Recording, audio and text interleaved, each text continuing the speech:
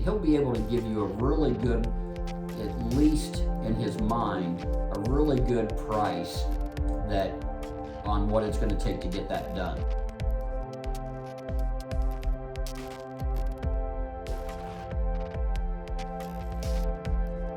Hi, welcome to Ohio Painting TV. We are Kevin and Devonna Sullivan. We are in the Ohio Painting Company, and we are right here out of Dayton, Ohio. And today we're going to be asking Kevin another question.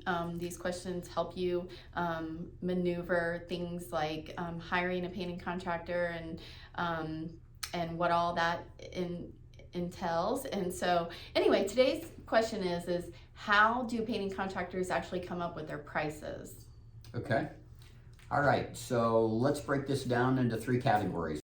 The new painting contractor, the painting contractor sales guy, and then just a regular painting contractor that's experienced, maybe 5 to 40 years even, of painting.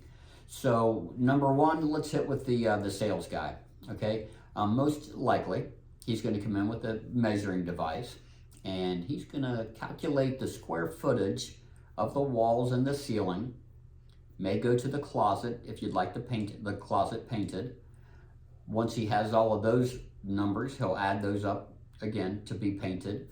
Then he'll go on to the linear foot of the trim.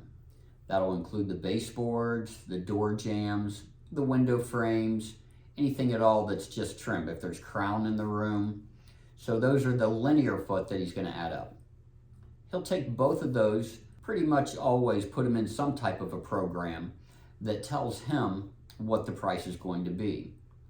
That price is structured normally in some type of a profit margin that he knows and has created to where he'll be able to tell what he's going to make throughout the year if he stays busy all year long. Nothing wrong with that, just saying that normally that person doesn't have a whole lot of experience. I probably shouldn't say that.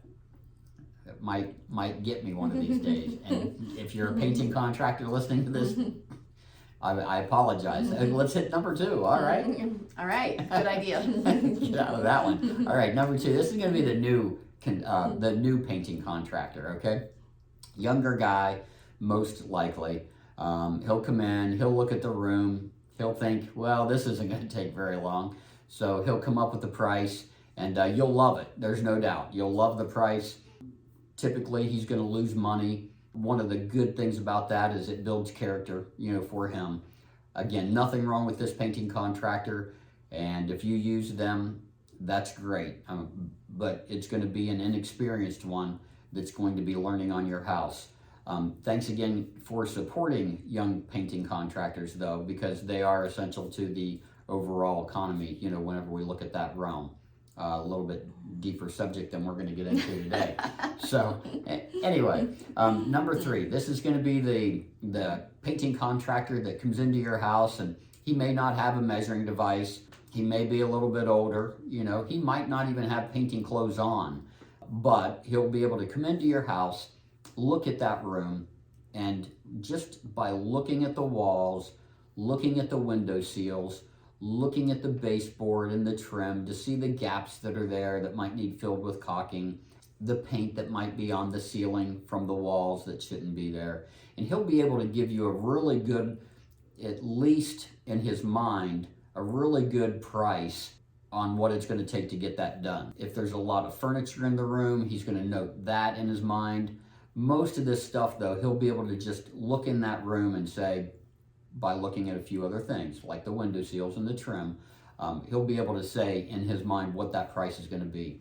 It'll be pretty accurate with most pricing that's out there, and he'll typically also be telling you things and asking you questions about the room as he goes along. And again, he'll sound like a professional because he is a professional. If he doesn't sound like a professional and you don't get the right vibe from him, again, don't get me wrong, it might not be your professional painter that you're looking for. So just keep all those things into mind. But those are the three ways that most people are going to come at looking at your square footage of the room to give you a price. Thank you for tuning in to this episode of Ohio Painting TV. See you next time.